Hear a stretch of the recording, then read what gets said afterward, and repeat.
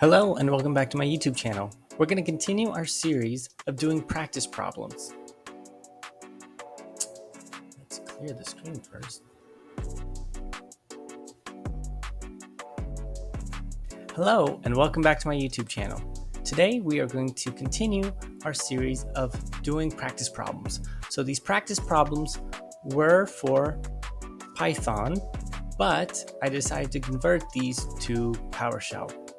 So what we're going to do is exercise 2. And exercise 2 is to write two different functions. And I have made the function names in the PowerShell format of verb and noun. And these are the basic formulas of how you would convert Celsius into Fahrenheit and Fahrenheit into Celsius. So let's use what we have here. And we're going to use the tests that we have down below. So again, these were in the book. I did change it to make it into Celsius. I did chop off some of the decimal points at the end. I am not sure what it's going to show. We're going to do these together. And as I explain my thought process, if I make any errors, us resolving the errors, that will help us learn together. And if you have any better solutions or any different solutions or questions on what I'm doing, feel free to write them in the comment box down below. So let's start with a function. And let's call it convert to Fahrenheit. Of course, since we're doing a function, we need to put everything in curly bracket. We are going to go ahead and make our parameter. We do not need the tab in the beginning, but I do like to keep it in there just for readability. And let's put in Celsius. We are converting from to Fahrenheit from Celsius. So we're gonna want that as our parameter. We're going to convert this to Fahrenheit. If you can spell it correctly. And of course, this is equal to this up here. Let's copy that. Let's paste it in. Now we did make a variable called Celsius right here, and we would need to, you can see it's already flagging this as an error. We would need to use the multiplication symbol in PowerShell, which is the asterisk.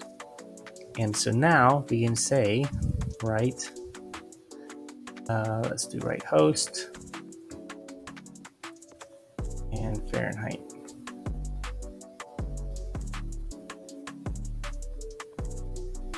Let's go ahead and run this. Let's give it a try. So let's say convert to Fahrenheit.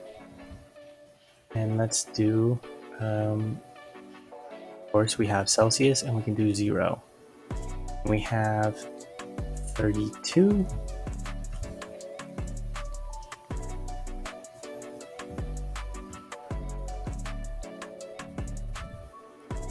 To 100, 112. Okay, so this does equal what we were expecting if we said convert to Fahrenheit, and we have the question of what is 0 from Celsius. It is 32 Fahrenheit, and what is 100 in Celsius to Fahrenheit? That is 112. So those do check out. So we would want to go ahead and do something similar, or convert to Celsius. So let's go ahead and do that. Celsius. Let's just put our Fahrenheit over here.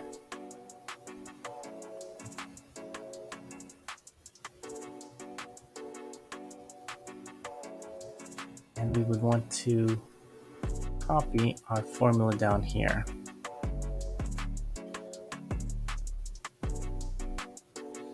Okay, of course, we do need to make it in the same variable format, and we would want to go ahead and use the correct multiplication symbol. And we don't want this to say Fahrenheit, we want to say Celsius down here. Let's go ahead and run this. So now we have convert to Celsius. Of course, we're entering the unit in Fahrenheit, or the value. And so they want us to test 0. Let's do that. And they wanted us to test 180. And it was rounded out to 2 to multiple different decimal points. Now I can see I had missed the minus sign up here, but of course we do know 0 Celsius would be below 0 in Fahrenheit, or 0 Fahrenheit would be below 0 in Celsius, I should say. So it does look like everything is checked off here.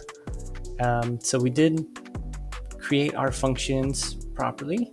So we have our convert to Fahrenheit, and we also have our convert to Celsius. Both of them did check out. We were able to get the values that we had expected. And so I would consider this a win. I hope you learned something in this exercise. I hope this was something you enjoyed. If so, please press the like button. If you have any questions, leave a comment down below. And if you want to see more things like this, please subscribe. Thank you for watching.